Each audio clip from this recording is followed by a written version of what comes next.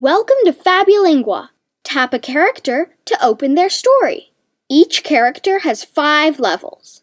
The levels get increasingly difficult. Complete one level to unlock the next until you master the story. That first level is Magical Translations. Here we help you understand Spanish by reading a story in Spanish and English.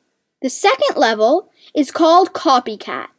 Record yourself as you imitate the narrator to improve your pronunciation. The third level is Games. The fourth level is Spanish only. The fifth and final level is Read by Myself. Make a shareable recording to show off your Spanish to family or teachers. Complete all 5 levels to master the story. Each time you complete a level, you get stickers from the story as a reward. Click on your magic sticker book to play and make your own artwork. When you first download Fabulingua, you'll notice all the characters are blacked out except for one colored-in character.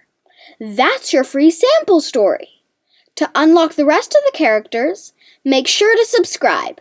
Subscribing gives you access to all stories, games, and new releases. Now, let's try it together.